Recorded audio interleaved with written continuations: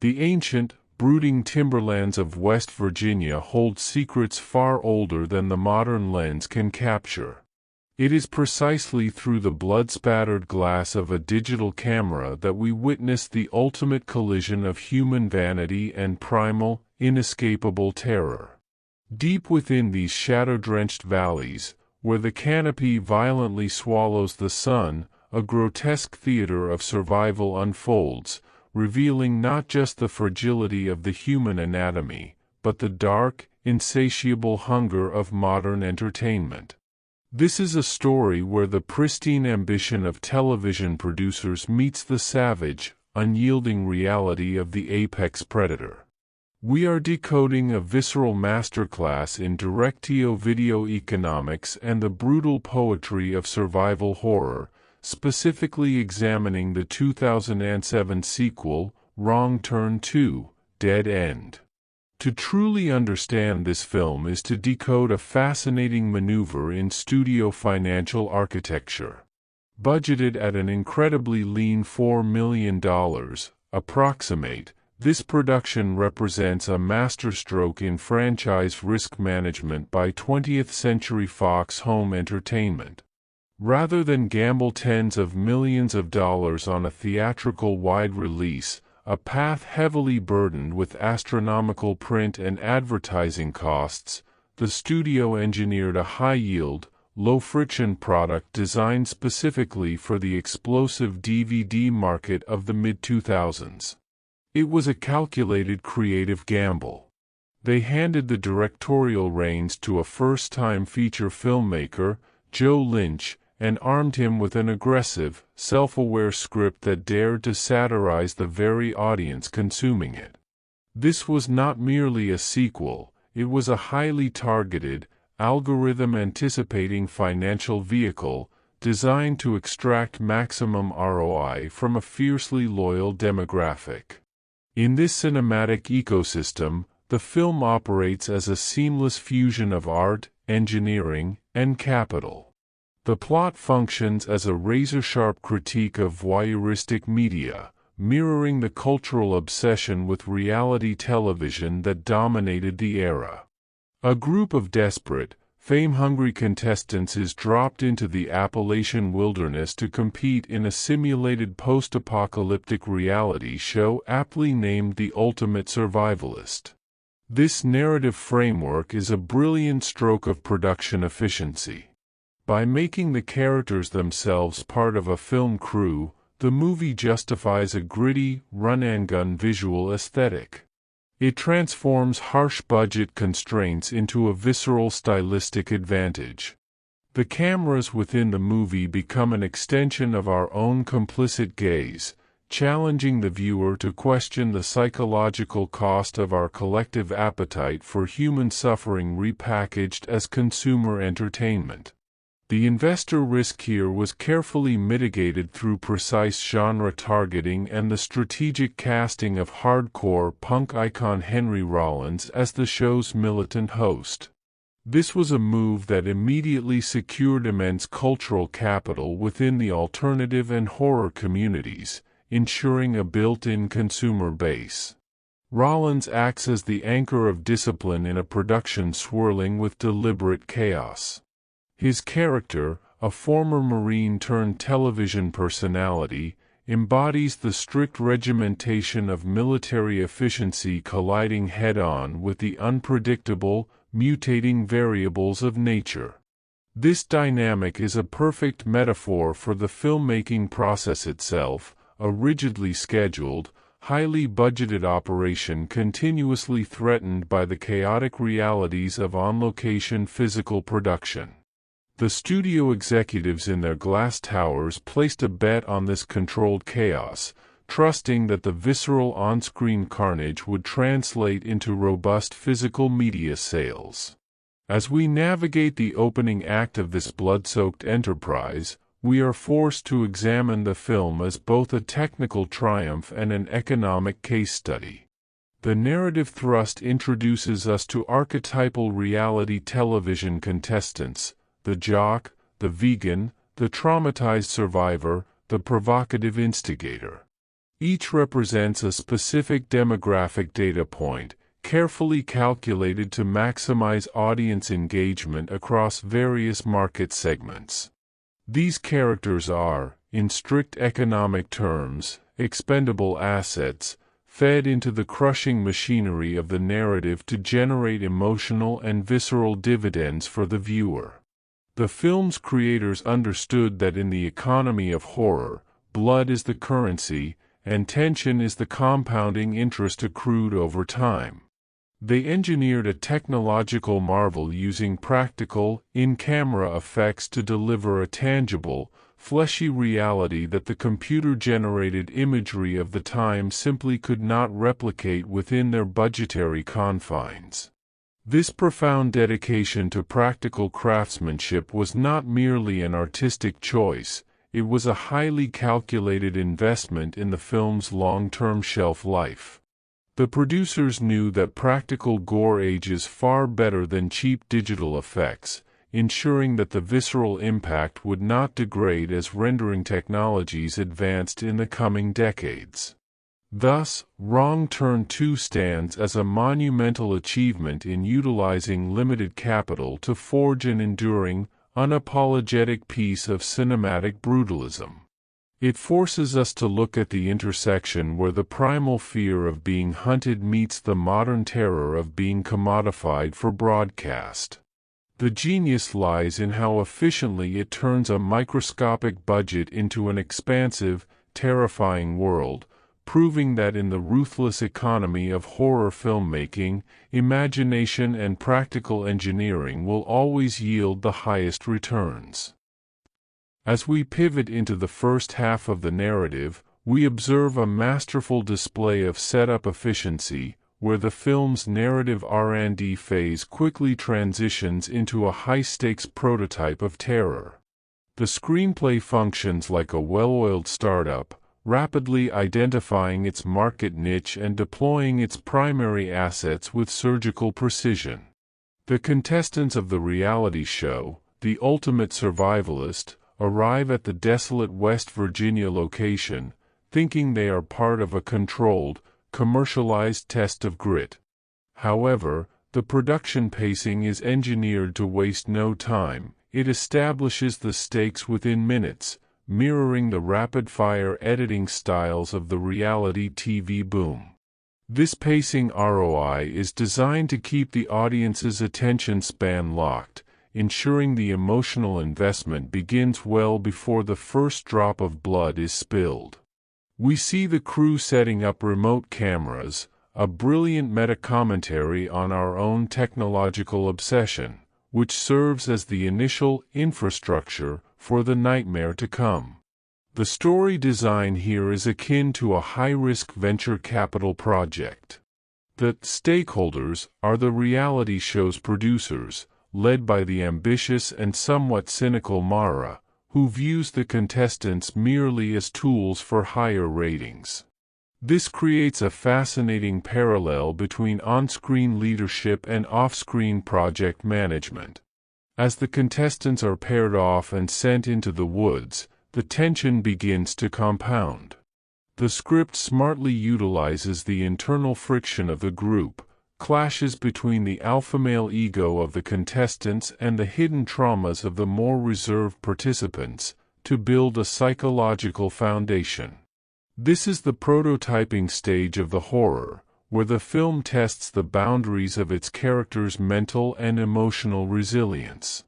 We see the first indicators of a market failure in their survival strategy as the reality of the forest begins to deviate from the sanitized version promised in their contracts.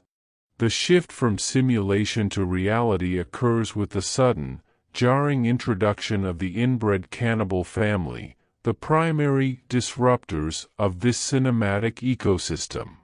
Their entrance is not just a jump scare. It is a total market collapse for the reality show production. The first kill is executed with a level of practical artistry that immediately raises the film's visceral valuation. From a technical standpoint, The choice to utilize deep woods locations during the day adds a layer of exposure that heightens the vulnerability of the characters.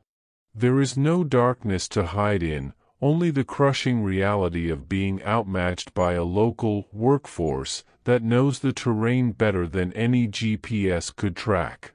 This represents the ultimate failure of urban technology when confronted with primal, localized knowledge. As the first half progresses toward its midpoint, we witness the workforce allocation of the cannibals.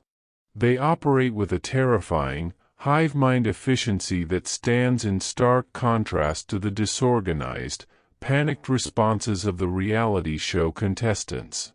This is where the filmmaking team excels in portraying the opportunity cost of modern civilization. The contestants, reliant on their technological crutches and social hierarchies, find themselves completely ill-equipped for a hostile takeover of their environment. The film meticulously tracks the systematic breakdown of the reality show's infrastructure. The remote cameras are smashed, the production trailers are infiltrated, and the line between the director and the directed is permanently erased. This is the narrative equivalent of a hostile acquisition, where the local predator seize control of the production's assets with lethal force. The psychological toll on the survivors begins to manifest as a form of rapid-onset behavioral economics. They must make split-second decisions where the price of a mistake is their very existence. We see Henry Rollins' character, Colonel Dale Murphy, shifting from a staged military persona into a genuine tactical leader. This transition is essential for the film's narrative ROI, as it provides a grounded, competent force to counter the chaotic brutality of the cannibals. The interaction between Dale and the younger contestants highlights the gap between perceived toughness and operational readiness. The first half concludes with a staggering realization for both the characters and the audience. The production is no longer about ratings, it is about the raw, unfiltered survival of the fittest in an environment that has rejected all forms of modern governance. By the time we reach the midpoint of the film, the narrative has successfully converted its initial, creative gamble into a high-octane emotional product. The pacing remains relentless, ensuring that the audience is fully immersed in the spiraling catastrophe. Every death is a calculated market exit for a character, executed with enough gore and impact to satisfy the genre's demanding consumers while moving the plot toward its inevitable, high-stakes conclusion. The film has effectively pitched its world to us, and now, as the stakeholders lie dead or dying, it prepares for the second half, the market release of pure, unadulterated carnage that will determine the final valuation of this survivalist experiment. As we transition into the second half of this cinematic enterprise, the narrative risk converts into high-velocity audience engagement. The market release of the third act begins with a total breakdown of the simulated environment, forcing a pivot from reality television to raw survival. This is the point where the film's narrative structure tests its internal product-market fit. The survivors are no longer contestants, they are high-stakes assets fighting against a total liquidation of their existence. We see the narrative payoff efficiency in full effect as the plot sheds its satirical skin and becomes a lean, mean survival machine. The introduction of the cannibals' homestead acts as a dark reflection of the production's home base, a grotesque, low-tech mirror to the high-tech trailers of the film crew. This juxtaposition highlights the film's central theme, the collision of modern industrial decay with the primal, unyielding forces of nature. The pacing in this segment is engineered for maximum ROI. Every scene is designed to escalate the tension, using the burn rate of the remaining characters to fuel the audience's emotional investment. We observe a series of tactical maneuvers and countermaneuvers as Colonel Dale Murphy, played with military precision by Henry Rollins, initiates a hostile takeover of the cannibals' territory. His character represents the ultimate R&D project, a man refined by discipline and violence, now deployed against a localized, insurgent threat. The efficiency of the storytelling here is remarkable. It avoids the midpoint slump common in direct-to-video sequels by continuously raising the stakes. We see the characters forced into moral and physical compromises, reflecting the opportunity cost of survival in a world that has discarded the rules of civil society. The narrative resolution begins to take shape as the remaining survivors realize that their only path to profit, in this case, their lives, is through a coordinated, high-risk counteroffensive. This represents the ultimate testing phase of their character development. The film's script smartly utilizes the internal friction of the group, which we saw in the first half, and converts it into a desperate, unified front. The cinematography shifts to a more frantic, handheld aesthetic, mirroring the psychological instability of the situation. This technical choice is a brilliant use of stylistic capital, creating a sense of urgency that masks the film's budgetary limitations. Every frame is saturated with the feeling of impending market collapse, as the line between the hunters and the hunted becomes increasingly blurred. In the climactic sequence at the cannibal family's processing plant, the film delivers its most significant dividends of visceral horror. The production design here is a masterpiece of low-budget ingenuity, using practical engineering to create an environment that feels both alien and terrifyingly familiar. This is the product launch of the film's primary horror elements, and it does not disappoint. The kills are executed with a level of craftsmanship that ensures a high legacy valuation among genre enthusiasts.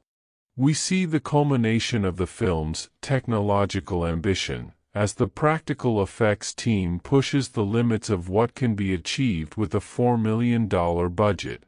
The result is a visceral, tactile experience that resonates long after the credits roll, proving that creative innovation can often overcome financial constraints.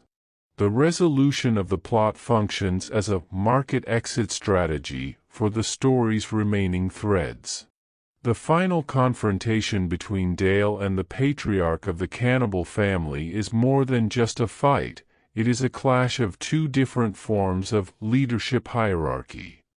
One is built on military discipline and modern tactical knowledge, while the other is rooted in primal, blood-based loyalty and localized dominance. The outcome of this conflict determines the final valuation of the film's moral and ethical themes. As the dust settles and the few survivors emerge from the woods, the film leaves us with a sense of diminishing returns on the concept of modern entertainment. The reality show is destroyed, the cameras are shattered, and all that remains is the raw, unvarnished truth of survival. Reflecting on this second half, we see how the film successfully converted its initial, creative gamble into a high-yielding narrative experience. It maintained its pacing ROI through relentless action and consistent character stakes, ensuring that the audience remained fully engaged until the final frame. The film's ability to balance its satirical commentary with genuine, high-stakes horror is a testament to the strategic vision of the director and his team. They took a limited capital investment and turned it into a franchise-defining entry that continues to hold its value in the competitive horror market. As we move into the deeper analysis of character psychology and production economics, We do so with a profound appreciation for the narrative efficiency demonstrated in this brutal, unapologetic sequel. As we pivot into the deep tissue analysis of character psychology, we must examine the cast of Wrong Turn 2 not merely as horror archetypes, but as psychological case studies in behavioral economics and moral risk. In the high-stakes environment of a survival horror narrative, every choice is a transaction, and the currency is human life. The characters are dropped into a vacuum of law and order where the standard social contracts are dissolved, forcing a rapid recalibration of their internal value systems. We observe the opportunity cost of conscience in real time. Characters are forced to decide whether to invest in the survival of the group or to liquidate their moral standing for a higher individual chance of survival. This creates a fascinating laboratory of human behavior, where the pressure of the hunt reveals the true market value of their souls. At the center of this psychological architecture is Colonel Dale Murphy, played by Henry Rollins with a stoic, militant intensity that serves as the film's moral and strategic anchor. From a behavioral perspective, Dale is the embodiment of operational readiness. His psychology is not dictated by fear, but by tactical assessment. He views the situation through the lens of a crisis manager, constantly calculating the most efficient path toward neutralization of the threat. However, beneath his rigid military exterior lies a complex leadership pressure. He is not just fighting for his own life, he is forced to become the reluctant CEO of a failing enterprise, the protector of a group of undisciplined, traumatized civilians. His decision-making process is a masterclass in risk mitigation, as he constantly weighs the survival probability of his subordinates against the increasing lethality of the cannibalistic competitors.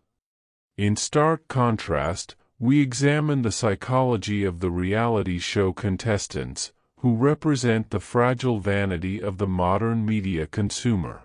These individuals have spent their lives in an economy of clout and image, leaving them psychologically bankrupt when faced with a primal, non-negotiable reality. Their decision-making is initially hampered by cognitive biases.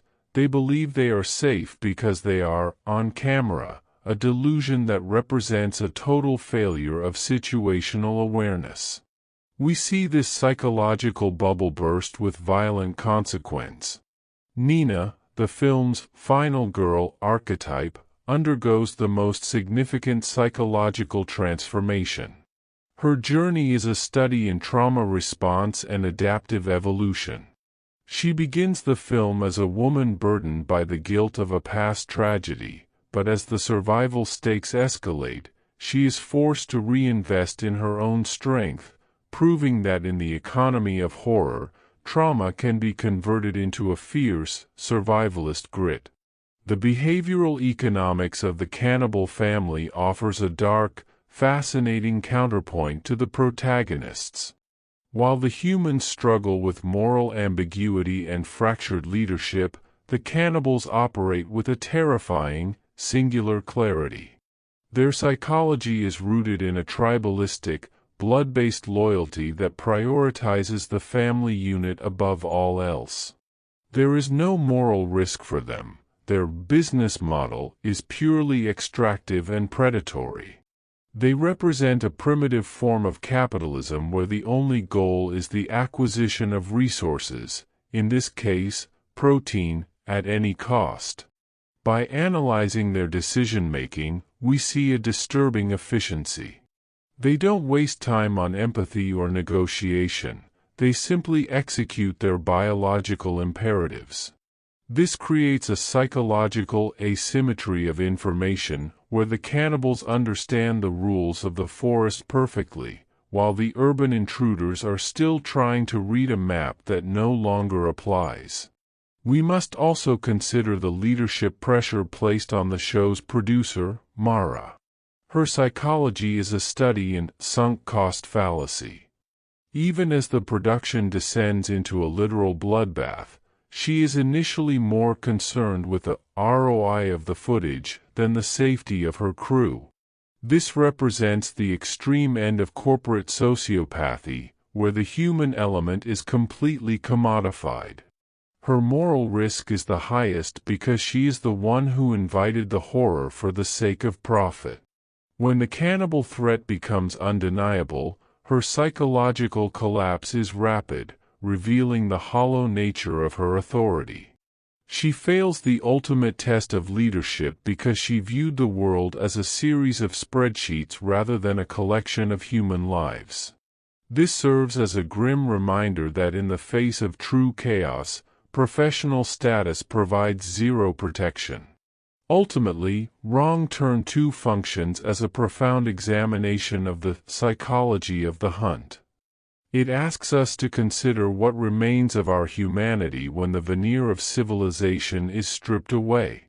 Do we revert to our most base, predatory instincts, or do we find a higher, more disciplined form of courage? Through the lens of Dale Murphy's leadership and Nina's resilience, the film suggests that survival is not just a physical act, but a psychological victory. It requires the ability to manage fear, to make cold-blooded tactical decisions, and to accept the immense psychological interest that trauma accrues.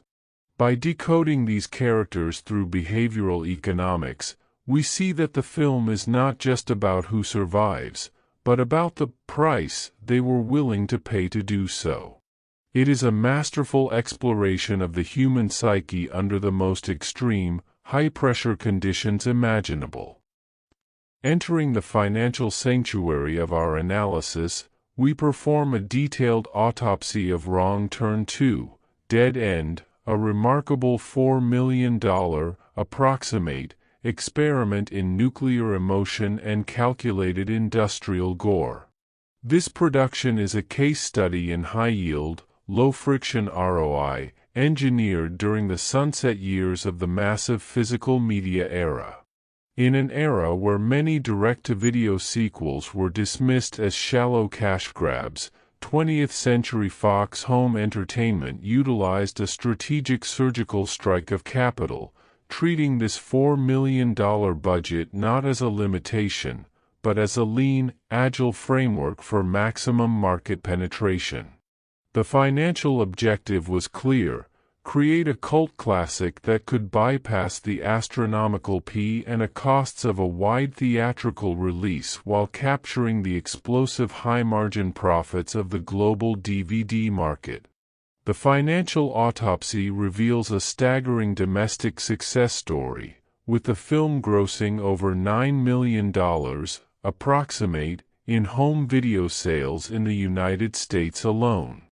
When adjusted for global distribution, digital syndication, and long-tail streaming royalties, the total gross revenue presents an EBITDA-style margin that most blockbuster enterprises would envy.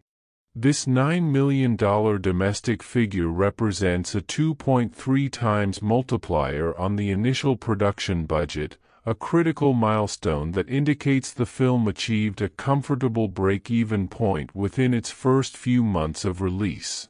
The break-even multiplier in this sector of the industry is often lower than theatrical releases because the distribution ROI is not diluted by theater chains taking their 50% cut of the box office.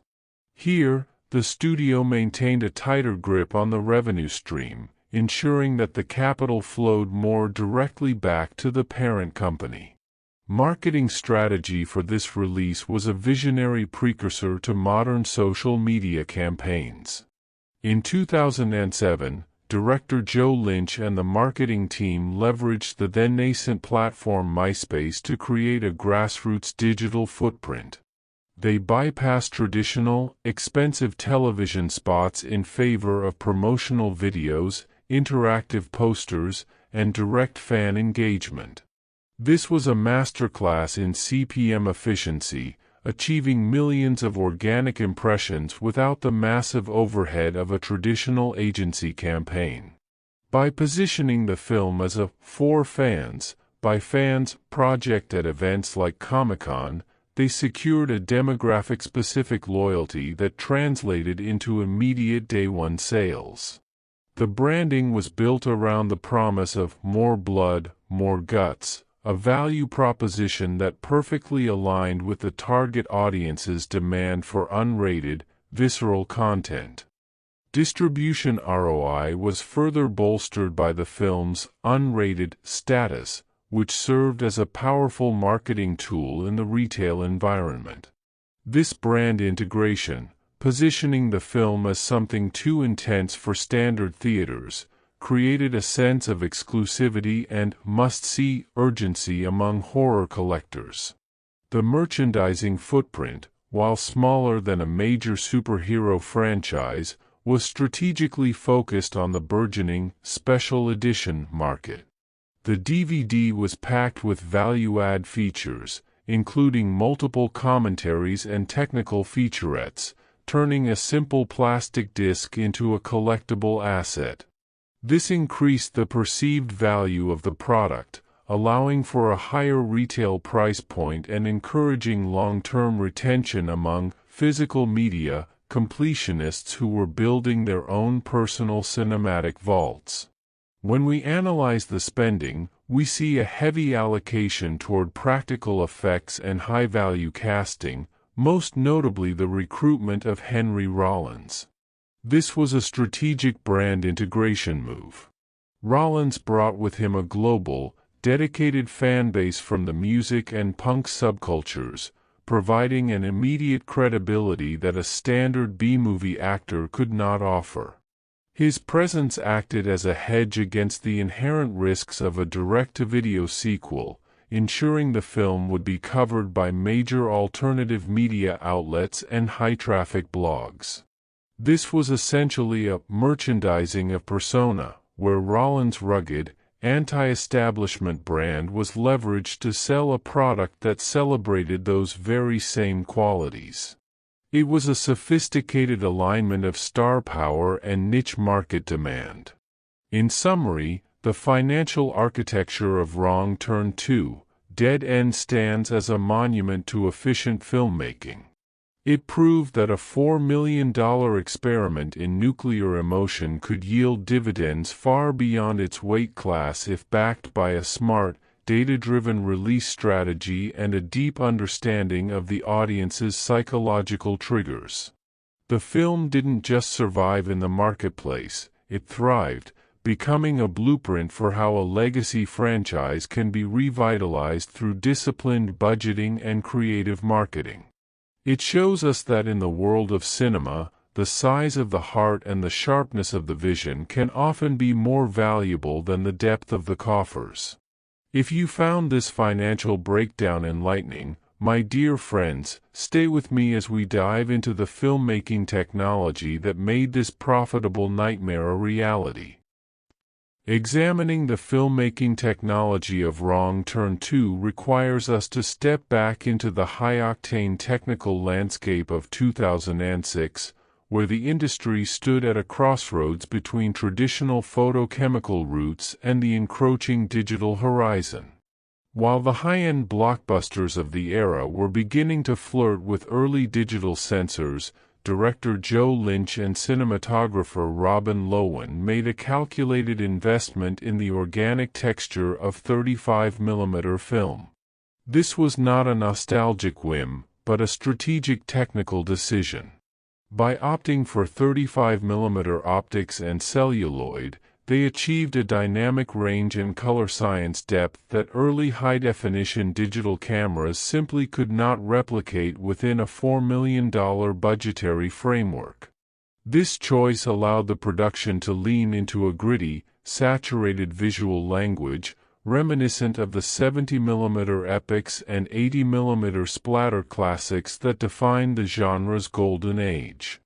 The camera systems deployed for this backwoods nightmare were workhorses of the industry, Aeroflex and Panavision bodies equipped with fast prime lenses. These glass choices were essential for the film's visual engineering. By utilizing shallow depth of field and specific lens physics, the production was able to turn the dense, sprawling Canadian forests, doubling for West Virginia, into a claustrophobic, suffocating labyrinth. The optics translate the psychological isolation of the characters into measurable data points of light and shadow. While a modern production might reach for an ARRI Alexa LF for its massive sensor and digital cleanliness, the technological ambition of Wrong Turn 2 was found in the grain and the chemical volatility of film. This grain functions as a psychological texture, a tactile layer of grime that makes the viewer feel the heat, the humidity, and the decay of the Appalachian wilderness. We must also examine the practical FX pipeline, which served as the film's primary technological asset. In a move that secured immense technical credibility, the production enlisted the legendary Stan Winston studio to handle the creature effects. This was a masterclass in practical engineering over digital rendering. The mutants, Three Finger, Ma, Pa, and Brother, were brought to life through complex prosthetic applications, dental veneers, and high-tensile silicone skins. These are not merely costumes, they are intricate pieces of kinetic hardware designed to survive the rigors of a 25-day shoot in harsh outdoor conditions. The decision to use practical effects was a data-driven choice for the era. The producers knew that CGI at this price point would age poorly and lack the weight required to sell the visceral impact of the splatter movie aesthetic. The result is a tangible, fleshy reality that serves as an investment in the film's long-term visual legacy. The editing suite and post-production workflow utilized Avid Media Composer, which was then the undisputed king of nonlinear editing for high-stakes projects. This hardware/software choice was critical for managing the film's frantic, reality TV-inspired pacing.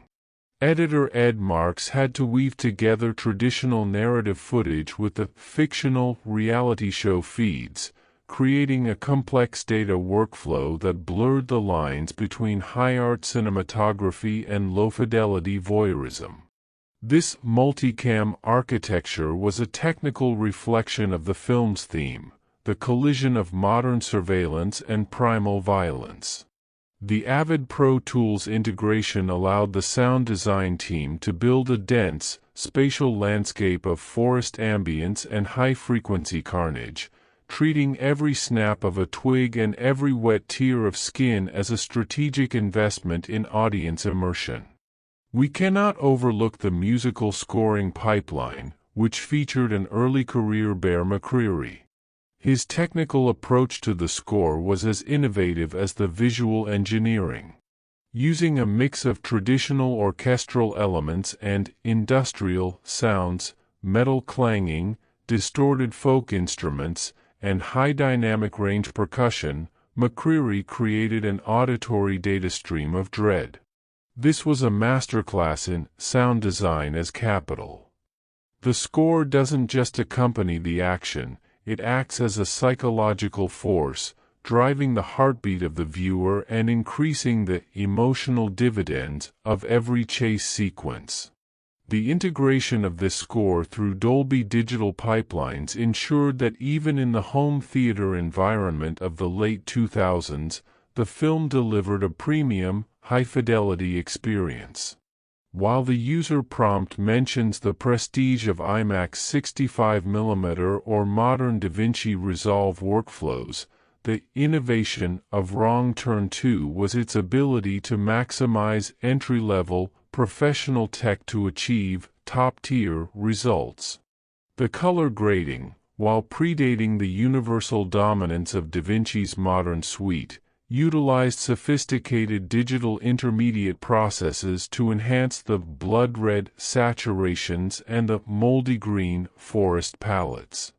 This color science was designed to make the environment feel diseased, a visual manifestation of the cannibalistic corruption within the forest.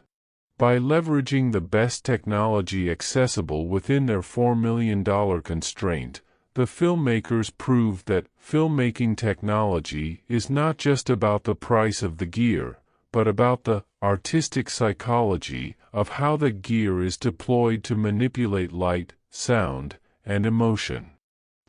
As we delve into the core of production management and studio economics, we must examine the architectural discipline required to execute a complex, high-stakes sequel within a rigid 25-day filming window. In the ecosystem of film manufacturing, time is not merely a resource, it is the most volatile form of capital. For Wrong Turn 2, Dead End, the production management strategy was a masterclass in workforce allocation and logistical precision.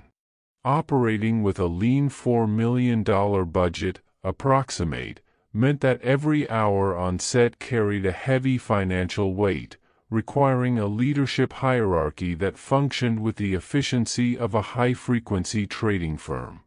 Director Joe Lynch and his production team, operating under the banner of 20th Century Fox Home Entertainment, had to maintain absolute timeline control, where a single day of weather delays or technical failure could have triggered a catastrophic budget overrun, threatening the project's final ROI. This was an exercise in corporate project management disguised as a splatter movie production. The studio governance demanded a high-output, low-waste workflow, essentially treating the Canadian filming locations as a specialized manufacturing plant.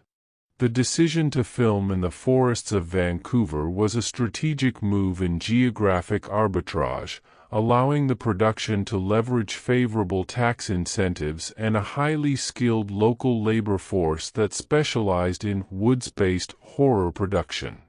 This tactical use of capital allowed the $4 million to stretch further, effectively purchasing a level of production value that would have cost double in a more expensive domestic market like Los Angeles. The leadership on set had to manage a workforce of hundreds, from prosthetic artists to heavy equipment operators, ensuring that the scheduling of the complex Ultimate Survivalist reality show sequences synchronized perfectly with the practical cannibal attacks. The logistical challenges of on-location physical production in a dense forest environment cannot be overstated.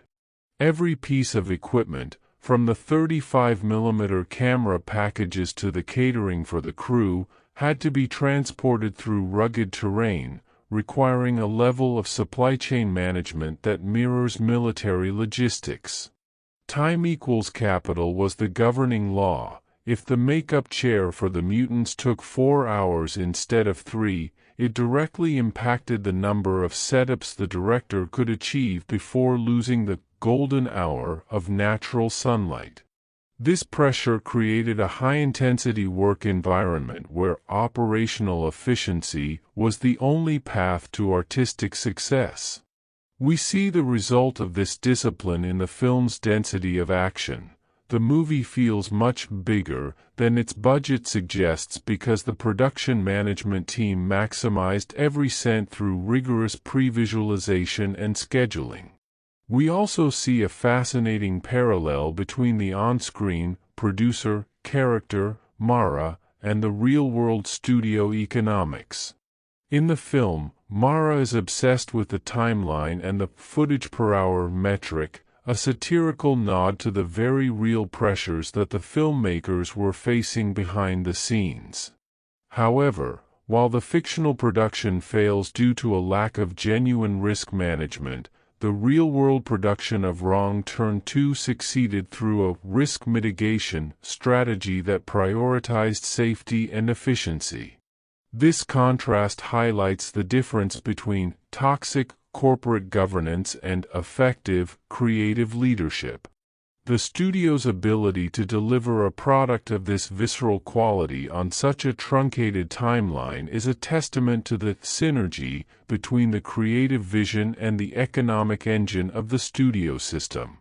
The financial structure of the production also relied on a deferred gratification model of revenue. The studio economics of 2007 were heavily weighted toward the back end, the DVD and Blu-ray release. This meant the production management had to deliver a high-quality master that could stand up to the scrutiny of high-definition home theater systems. There was no room for fixing it in post at this budget level. The data-driven reality of the project meant that 90% of the visual quality had to be captured in camera during that 25-day sprint. This required a level of first-pass accuracy that is rarely seen in larger-budget films where money is often used to solve logistical mistakes. In Wrong Turn 2, the management team used discipline, not debt, to solve their problems. Ultimately, the production of Wrong Turn 2, Dead End serves as a blueprint for agile filmmaking within the studio system. It proved that a dedicated leadership hierarchy, paired with a deep understanding of logistical ROI, could produce a film that punched far above its weight class. The film is a victory of manufacturing efficiency, proving that when capital and creativity are aligned with precision management, the result is a high-yield asset that remains profitable decades later. As we conclude this autopsy of the studio's economic engine, we see that the true horror wasn't just in the cannibalism on screen, but in the terrifyingly efficient way the filmmakers managed to squeeze every drop of value out of every single minute of their 25-day journey. It is a masterclass in how time, when managed as capital, creates cinematic excellence. In our 8th stage of analysis, we pivot to a fascinating examination of historical and scientific accuracy, a segment designed to appeal to our high-value education and documentary advertisers who seek depth beneath the visceral surface of the genre. While Wrong Turn 2, Dead End is a work of heightened splatter fiction, its foundations are anchored in the very real and unsettling biological phenomena of genetic drift and the consequences of multi-generational isolation. To understand the science of the cannibal family is to explore the dark corridors of human biology and the sociological reality of forgotten populations. We are not merely looking at monsters, we are looking at a hypothetical, extreme manifestation of biological degradation caused by a lack of genetic diversity. This segment serves as a fact-check of the film's internal logic, examining whether such a lineage could realistically sustain the physical prowess required for high-stakes predation.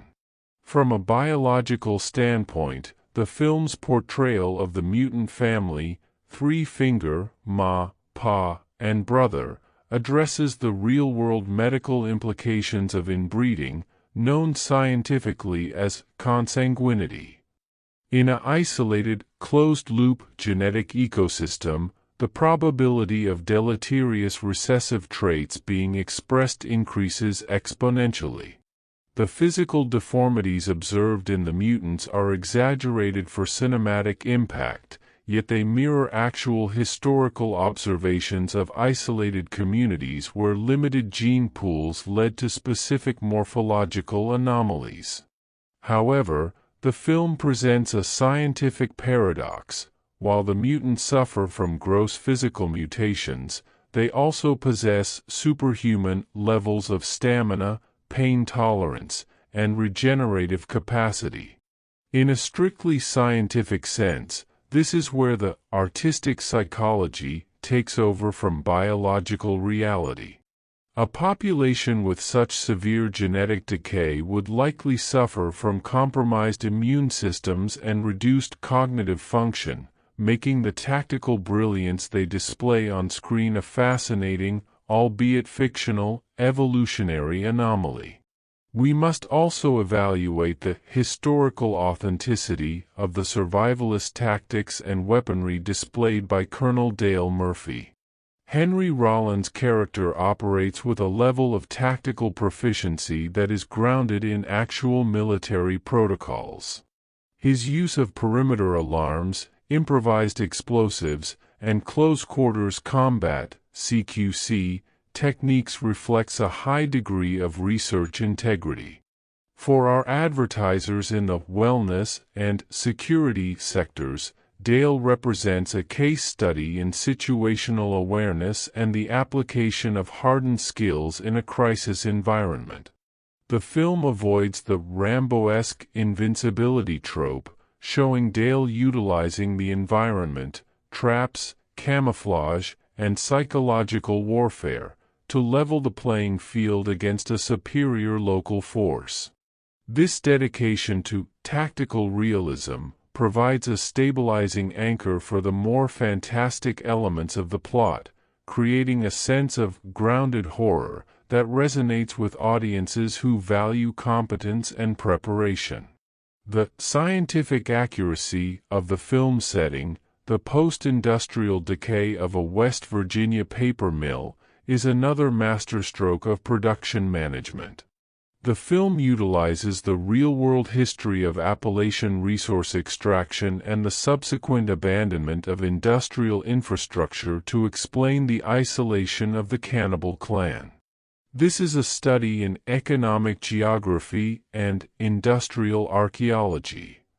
The paper mill, with its toxic chemical runoff and rusted machinery, provides a plausible environmental catalyst for the accelerated mutations of the family. It suggests that the horror is not just biological, but anthropogenic, a byproduct of human industry and subsequent neglect. For an audience interested in environmental science and sociology, this adds a layer of documentary depth to the film, transforming it from a simple slasher into a cautionary tale about the intersection of industry, environment, and forgotten people. Furthermore, we examine the survivalist psychology of the reality show format itself. The film satirically critiques the fictionalized survivalism of modern media versus the raw reality of the natural world. This fact-check reveals the inherent fraudulence of survival shows that are filmed within miles of civilization. The contestants' initial reliance on scripted courage fails them immediately when confronted with a genuine, unscripted threat. This is a scientific exploration of stress response and adrenal fatigue.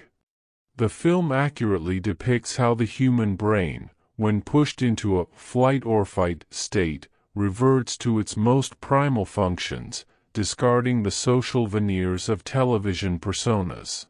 This psychological accuracy is what makes the film's kills feel so impactful.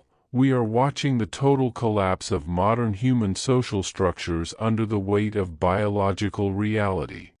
In conclusion, while Wrong Turn 2, Dead End embraces the creative gamble of the splatter genre, it maintains a surprising level of intellectual rigor in its exploration of biology, geography, and survivalist tactics.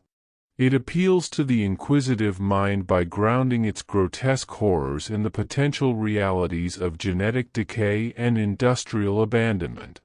For our advertisers, this film represents a unique fusion of education and entertainment, providing a platform to discuss complex scientific and sociological themes within a high-engagement narrative framework. It proves that even in the most visceral of cinema, there is a wealth of data to be decoded, analyzed, and interpreted.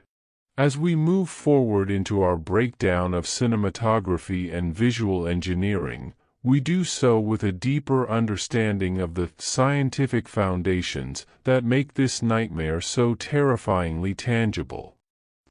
As we enter the ninth stage of our cinematic autopsy, We focus our lens on the cinematography and visual engineering of this high-stakes survival narrative. To understand how Wrong Turn 2: Dead End achieves its visceral impact, we must look beyond the gore and into the physics of light, the chemistry of film, and the geometry of composition. Cinematographer Robin Lowen did not merely record images. He engineered a visual data stream designed to translate raw human emotion into measurable cinematic data. By utilizing 35mm optics on a lean $4 million budget, the production made a strategic investment in image quality that far exceeded its financial weight class. This was a masterclass in lens physics, where the choice of focal length and aperture was not just an aesthetic preference, but a calculated maneuver in audience psychology. The visual engineering of the forest itself is a triumph of spatial design. The camera frequently employs wide-angle lenses, specifically in the range of 14 to 24 millimeters, to capture the crushing, panoramic scale of the West Virginia timberlands. However, these wide shots are not meant to provide comfort. They are used to highlight the character's total geographic liquidation. When the mutants strike, the optics pivot to long lens compression, using 85mm or 100mm glass to flatten the space between the hunter and the hunted. This lens physics creates an inescapable tension, making the viewer feel as if the forest is physically closing in on the contestants. The composition geometry often places the human subjects in the lower thirds of the frame, literally dwarfed by the verticality of the trees and the looming threat of the industrial ruins, a visual manifestation of their diminishing market value in the natural world. A critical component of the film's color science is the strategic use of high-saturation palettes, particularly in the rendering of blood and forest greens. This was not a random choice, but a deliberate effort to create a hyperreal aesthetic that mirrors the oversaturated look of mid-2000s reality television. The color grading process, which utilized early digital intermediate technologies, focused on enhancing the rust and bone tones of the cannibal homestead. This creates a visual, diseased state, where the environment itself feels as if it is suffering from the same genetic decay as the mutants. The dynamic range of the film stock allows for deep, ink-black shadows where the threat can hide, contrasted with the harsh, unforgiving blowout of the sun through the canopy. This high-contrast visual language forces the audience's pupils to dilate and constrict, a physiological response that heightens the fight-or-flight engagement of the viewer. Lighting design on location in the dense canopy required a sophisticated level of workforce allocation and gear management.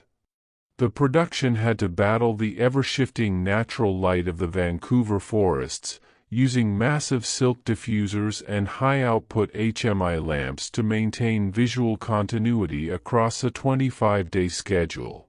This is where time equals capital in the most literal sense. Every minute spent chasing the sun was a minute taken away from the complexity of the kill sequences. The lighting team engineered a naturalistic but hostile look, using dappled, high-frequency light patterns that mimic the feeling of being watched. By manipulating the angle of incidence of the light, they were able to hide the prosthetic seams of the Stan Winston mutants while emphasizing the wet, glistening textures of the gore. This is the intersection where optics and sensors translate the technical labor of the crew into the emotional terror of the audience. We must also examine the voyeuristic aesthetic created through the fictional reality show cameras. The film incorporates lower resolution, handheld POV shots that break the fourth wall of the cinematic experience. This data-driven, stylistic choice justifies a more frantic, jittery editing style that increases the sensory overload during chase sequences. It's a brilliant move in production efficiency, using lower fidelity visual data to enhance the authenticity of the horror. This dual-track cinematography, pristine 35mm for the narrative and gritty digital for the show, creates a psychological friction in the viewer. We are constantly reminded that we are watching a broadcast of a slaughter, making us complicit in the commodity of carnage that the film so effectively satirizes. In conclusion, the cinematography of Wrong Turn 2, Dead End is a monument to what can be achieved when visual engineering is applied with surgical precision to a limited budget. It proves that the quality of the light and the intent of the lens are far more important than the cost of the camera body. Every frame is a calculated investment in the film's long-term legacy, ensuring that the visual impact remains as sharp and unforgiving as the cannibal's blades. For our advertisers in the tech and software sectors, this film is a case study in how hardware and software choices, from the Aeroflex bodies to the final color grade, can be leveraged to create a high-value, high-engagement creative product. As we prepare to dive into the spatial architecture of sound design, we carry with us a profound respect for the optical data that brought this nightmare to life. Sound is the invisible architect of terror, a strategic investment in immersion that operates beneath the threshold of conscious awareness to manipulate the physiological state of the audience. In our 10th stage of analysis, we examine the sound design and music production of Wrong Turn 2, Dead End, a masterclass in spatial architecture and auditory data management. To understand the film's sonic ROI, we must look at how the production utilized a dense, multi-layered mixing architecture to turn a $4 million budget into a high-fidelity nightmare. The objective was clear: use sound to bridge the gap between the screen and the viewer's nervous system, ensuring that every snap of a twig and every wet tear of flesh resonated with the weight of a high-capital enterprise. The musical scoring pipeline was spearheaded by a young Bear McCreary, who engineered a soundscape that functions as an auditory datastream of dread.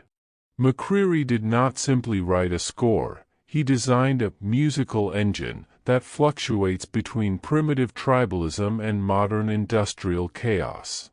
By using a spatial design that incorporated traditional orchestral strings with found object percussion, such as metallic scraping and rhythmic thumping, he created a sonic texture that mirrors the film's theme of industrial decay. This was a masterclass in sound as capital. The score acts as a psychological force, driving the heartbeat of the viewer and increasing the emotional dividends of every chase sequence.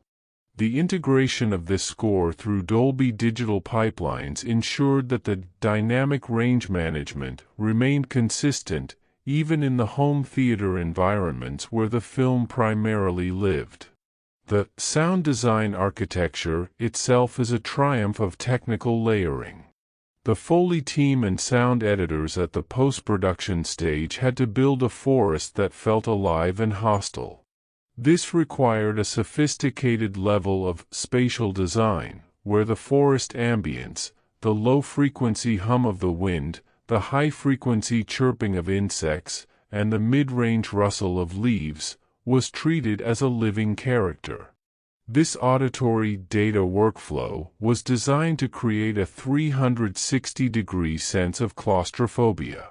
For our advertisers in the audio tech and software sectors, this is a prime example of how Avid Pro Tools and high-end mixing suites can be used to engineer an acoustic environment that dictates the audience's spatial perception.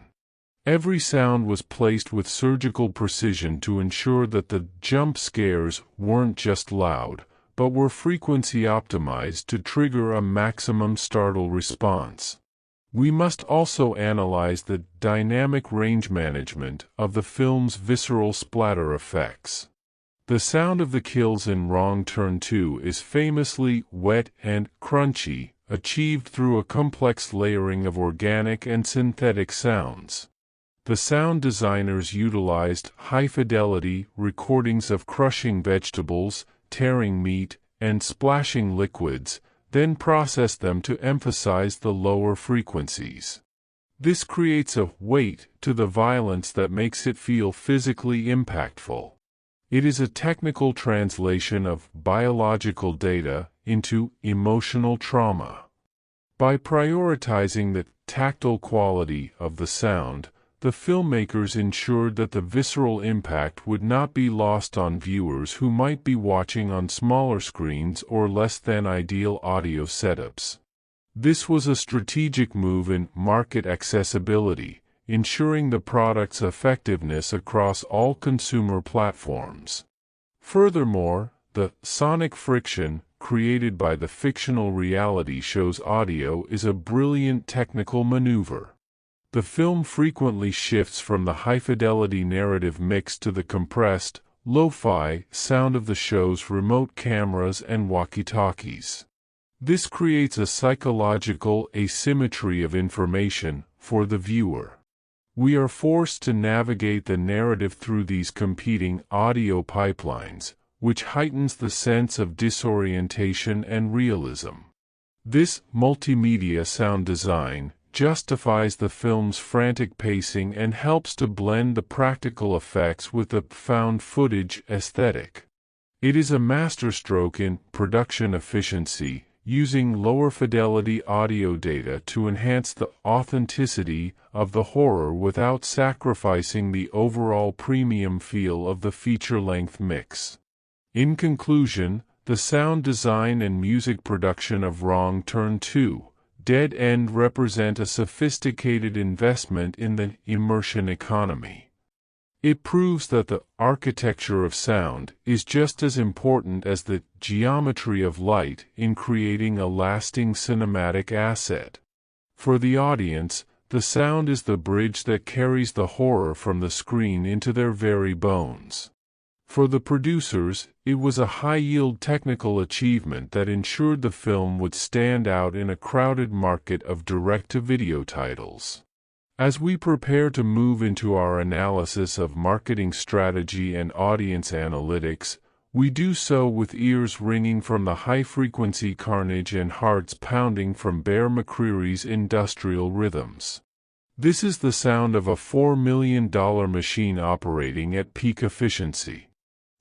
Dissecting the marketing strategy and audience analytics of Wrong Turn 2, Dead End reveals a visionary precursor to modern digital-era promotional tactics. In 2007, while the industry was still heavily reliant on traditional television spots and print media, director Joe Lynch and 20th Century Fox Home Entertainment executed a masterclass in CPM efficiency through a grassroots digital footprint. The campaign recognized a critical shift in audience analytics. The primary demographic, horror enthusiasts and young adults aged 18 to 34, had migrated from the living room to the internet.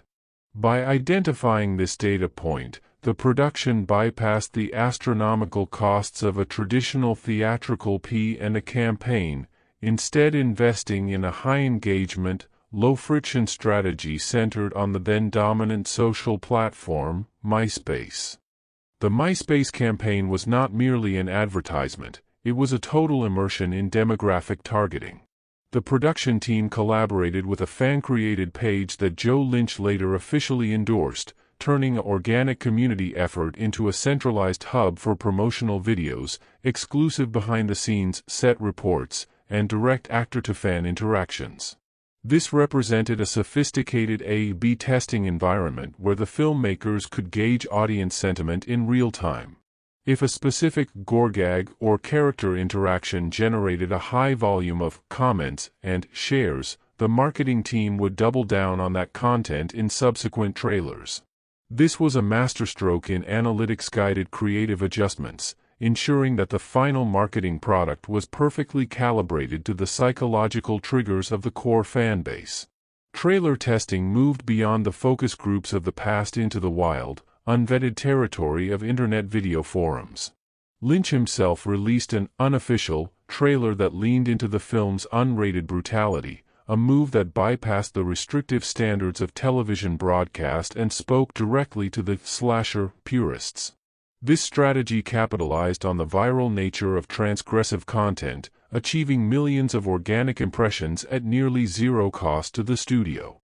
For our advertisers in the analytics and software sectors, this is a prime example of utilizing first-party data and community engagement to build a brand.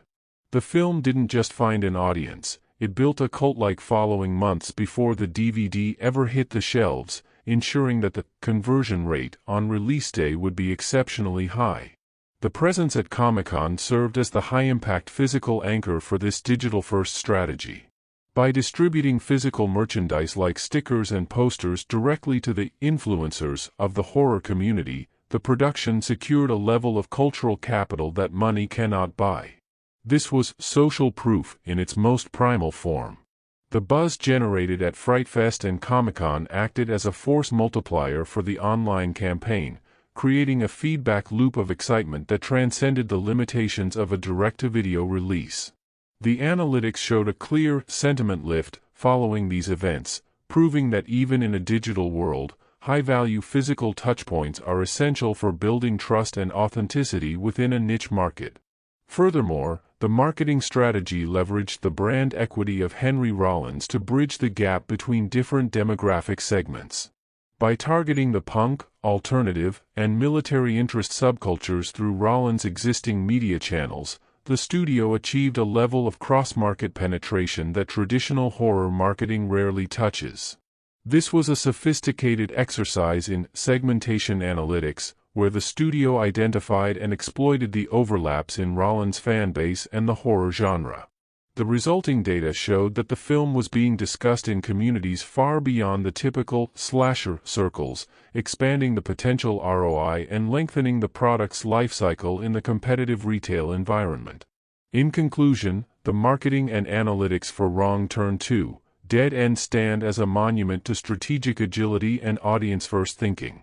It proved that a $4 million experiment could achieve a massive cultural footprint if the marketing team was willing to follow the data and meet the audience where they live.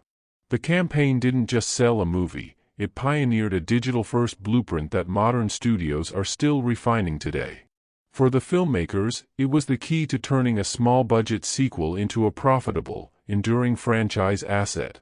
As we prepare to forecast the film's critical legacy and long-term valuation, we do so with the understanding that its success was not an accident, but the result of a perfectly executed, data-driven strategy. As we ascend to the penultimate stage of our cinematic analysis, we must conduct a strategic valuation of the film's critical reception, awards, and legacy forecast. In the volatile economy of the mid-2000s home video market, the critical metric was often the ultimate hedge against market irrelevance. Wrong Turn 2, Dead End achieved something exceedingly rare in the world of direct-to-video sequels. It secured a higher cultural capital and a more robust critical standing than its theatrically released predecessor. With a surprising 70% approval rating on Rotten Tomatoes, approximate, the film defied the sequel rot that typically plagues long-running horror franchises. It was not merely dismissed as a secondary asset, it was hailed by genre specialists as a superior, self-parodic masterpiece that successfully pivoted the franchise from a straight slasher into a high-octane social satire. The awards impact of this $4 million experiment further solidified its brand perception. At the prestigious Gerardmer Film Festival, the movie won the Best Direct-to-Video Film Award, a critical stamp of approval that signaled to the industry that high-quality artistic engineering could thrive outside the traditional theatrical window. This award served as a seal of quality for international distributors, increasing the film's lifetime revenue projections and ensuring its placement in top-tier global markets. For our advertisers in the entertainment and media sectors, this is a case study in brand repositioning. By leaning into the unrated intensity and the self-aware commentary on reality television, the filmmakers transformed a derivative asset into a prestige genre product. When we analyze the long-term valuation of Wrong Turn 2, we must look at the synergy between its physical media sales and its enduring streaming footprint. The initial gross of $9.2 million in home video sales, approximate, was only the beginning of its financial journey. In the decade since its release, the film has maintained a consistent syndication presence and has become a staple of horror-centric streaming platforms. This long-tail revenue is driven by the film's reputation as the high-water mark of the franchise. Its cultural capital remains high because it is frequently cited in video essays and master classes as the gold standard for how to execute a low-budget sequel with high-budget ambition. This enduring relevance ensures a steady stream of licensing fees and royalty dividends for the stakeholders. The legacy forecast for this film is exceptionally strong, particularly within the niche markets of physical media collectibles. Special edition Blu-ray releases and limited-run, collector sets continue to command high price points among horror completionists, reflecting the film's status as a durable asset. The brand perception of Wrong Turn 2 is anchored in its authenticity. It is seen as a film made by horror lovers, for horror lovers, featuring a legendary performance by Henry Rollins that has become part of the genre's DNA. This human capital is a critical component of its long-term valuation. You cannot simply replicate the grit and the passion that Rollins and director Joe Lynch brought to the project. Their creative chemistry created a moat around the film that protects it from the diminishing returns of its later, less inspired sequels. From a market analytics perspective, the film's legacy is also tied to its role as a gateway drug for the splatter satire subgenre. It proved that audiences were hungry for horror that was both viscerally intense and intellectually playful. This realization guided the creative adjustments of subsequent horror productions, influencing the way reality TV-themed horror would be approached for years to come. The film's ability to decode the cultural zeitgeist of the 2000s and repackage it as a blood-soaked survivalist epic is a masterclass in market timing. It captured the product-market fit of the era perfectly, ensuring that its lifetime value would continue to accrue interest as new generations of fans discover the brutal beauty of its execution. In conclusion, Wrong Turn 2, Dead End stands as a monument to the power of strategic artistic engineering. It bypassed the dead end of the direct-to-video market and accelerated into the fast lane of cult classic status. Its critical reception, award wins, and robust financial performance are a testament to what can be achieved when a lean budget is paired with a massive creative vision. For the investor, the filmmaker, and the fan, this film remains a prime example of how to turn a limited capital investment into a long-lasting, high-value cinematic legacy. As we prepare for our final reflection on the harmony of art, tech, and capital, we celebrate the enduring impact of a nightmare that was built to last. As we bring this 2-hour masterclass in cinematic intelligence to its final resolution, we reflect on the profound synthesis of art, tech, and capital that defines Wrong Turn 2, Dead End. This film is a definitive proof of concept that financial constraints are not a barrier to excellence, but a catalyst for creative innovation. By merging the raw, biological terror of the Appalachian wilderness with a razor-sharp critique of modern media, the filmmakers engineered a product that resonates far beyond the confines of the horror genre. It is a testament to the power of a strategic vision, where every dollar spent on practical effects and high-value casting was a calculated move toward securing a high-yield legacy. We have seen how a lean $4 million budget was transformed into a $9 million domestic success story, proving that in the economy of cinema, the depth of the insight is just as critical as the depth of the coffers. The harmony of this production lies in its balance between the primal and the professional. Through our deep dive into the filmmaking technology, we discovered that the choice of 35mm optics was an investment in the visual soul of the project, creating a tactile, unrated reality that digital sensors of the era simply could not reach.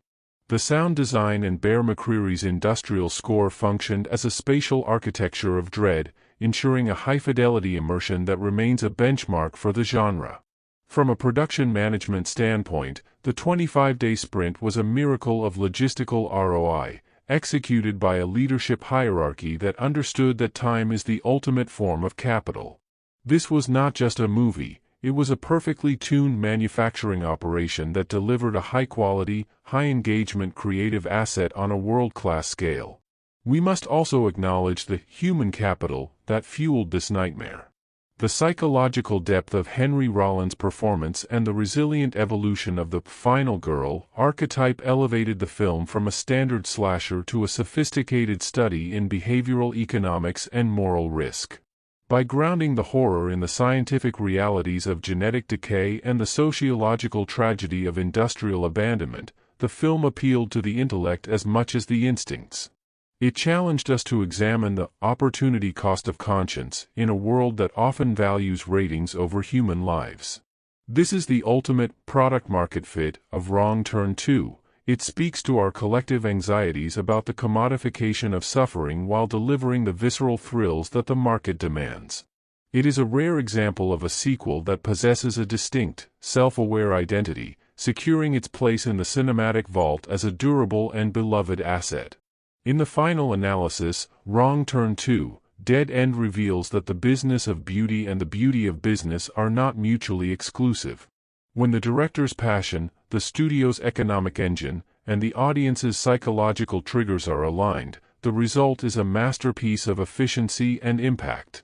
The film's enduring legacy, reflected in its critical metrics and robust long-tail revenue, proves that authenticity is the highest form of currency in the modern landscape. As the smoke clears from the West Virginia woods and the few survivors walk into the light of a new day, we are left with a deeper understanding of how Hollywood builds emotion, profit, and innovation simultaneously. It has been a privilege to decode the technical and financial DNA of this blood-soaked masterpiece with you today. If you found this deep dive meaningful, my literature-loving friends, consider liking and subscribing so we can keep decoding the business and beauty of cinema together.